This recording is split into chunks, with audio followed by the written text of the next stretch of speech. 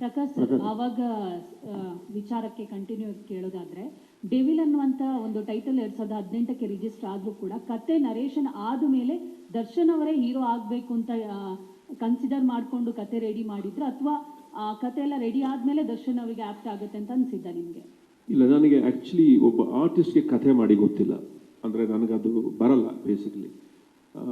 ಕತೆ ಒಂದು ಲೈನ್ ನಮ್ಮ ಹತ್ರ ರೆಡಿ ಇತ್ತು ಆ್ಯಕ್ಚುಲಿ. ಸೊ ಹಾಗಾಗಿ ಆ ಲೈನ್ನ ನಾನು ದರ್ಶನ್ ಅವ್ರಿಗೆ ನರೇಟ್ ಮಾಡಿದೆ. ಈ ಥರ ಒಂದು ಲೈನ್ ಇದೆ, ನನ್ನ ಥಾಟ್ ಇದೆ, ನಿಮ್ಗೆ ಇಷ್ಟ ಆದರೆ ಹೇಳಿ ಅಂತ. ಸೊ ಅವ್ರು ಇನ್ಸ್ಟೆಂಟಾಗಿ ಹಿ ರಿಯಲಿ ಲೈಕ್ಡ್ ಇಟ್, ತುಂಬ ಇಷ್ಟಪಟ್ರು ಅದನ್ನು. ಹಾಗಾಗಿ ಅದು ಇಷ್ಟಪಟ್ಟ ಮೇಲೆ ನಾನು, ಕಾಂತರಾಜು, ಆಮೇಲೆ MS ಅಭಿಷೇಕ್ ಅವರು ನಾವೆಲ್ಲ ಕೂತು ಅದನ್ನು ಒಂದು ಫಾರ್ಮ್ಯಾಟಿಗೆ ತೊಗೊಂಡು ಬಂದ್ವಿ ಬೇಸಿಕಲಿ. ಸೊ ಹಾಗಾಗಿ ಆ ಥರ ಶುರುವಾಗಿದ್ದು ಸಿನಿಮಾ. ಈಗ ಒಂದು ಕತೆ ಆರಂಭದಲ್ಲಿ ಇದ್ದಿದ್ದೆ ಈಗ ನಿಮ್ಗೆ ಅನ್ಕೊಂಡಂಗೆ ಬಂತ ಅನ್ನೋಂಥದ್ದು ಒಂದು ಕಡೆ ಆದ್ರೆ, ಈ ಎಲ್ಲ ಘಟ್ಟಗಳಾದ್ಮೇಲೆ ಏನ್ ಚೇಂಜಸ್ ಆಯ್ತು ಸರ್ ಡೆವಿಲ್ ಅಲ್ಲಿ ಅನ್ನುವಂಥದ್ದು? ಮತ್ತೆ ಬಜೆಟ್ ವಿಚಾರದಲ್ಲಿ ನಿಮಗೆ ಅದನ್ನ ಮ್ಯಾನೇಜ್ ಮಾಡೋದು ಎಷ್ಟು ದೊಡ್ಡ ಚಾಲೆಂಜ್ ಆಯ್ತು? ಯಾಕಂತಂದ್ರೆ ತುಂಬಾ ಗ್ಯಾಪ್ ಆಯ್ತು, ಅದನ್ನ ಮ್ಯಾನೇಜ್ ಮಾಡುವಂಥದ್ದು ತುಂಬಾ ವಿಷಯಗಳು ಕೇಳಿ ಬಂತು. ಹಾಗಾಗಿ ಸರ್ ಅದೆಲ್ಲ ಒಂದು part and parcel of production actually.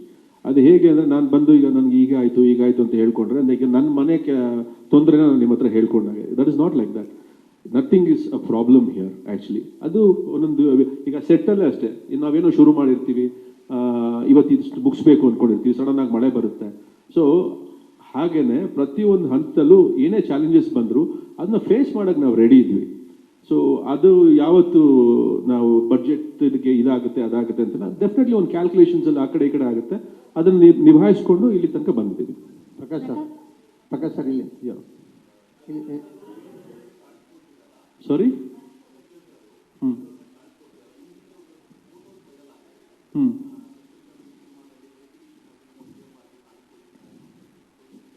Darshan ಅವ್ರ ಕ್ಯಾರೆಕ್ಟರ್ಗೆ ತುಂಬಾ ಶೇಡ್ಸ್ ಇದೆ, ಬಟ್ ಅವರು ಎಷ್ಟು ಕ್ಯಾರೆಕ್ಟರ್ ಮಾಡಿದ್ದಾರೆ ಅನ್ನೋದು 11th ಗೊತ್ತಾಗುತ್ತೆ. ಪ್ರಕಾಶ್ ಸರ್, ಈಗ ಡೆವಿಲ್ ಲೋಗೋ ಹಿಂದೆ ಒಂದು ಕಣ್ಣಿದೆ, ಐ ಆಫ್ ಪ್ರಾವಿಡೆನ್ಸ್ ಅಥವಾ ಡಿವೈನ್ ಅದು ಪ್ರಾವಿಡೆನ್ಸ್. ಆಕ್ಚುಲಿ ಕಾಣಿಯವ್ರು ಇಟ್ಟಿದ್ದು ನನಗೂ ಗೊತ್ತಿರಲಿಲ್ಲ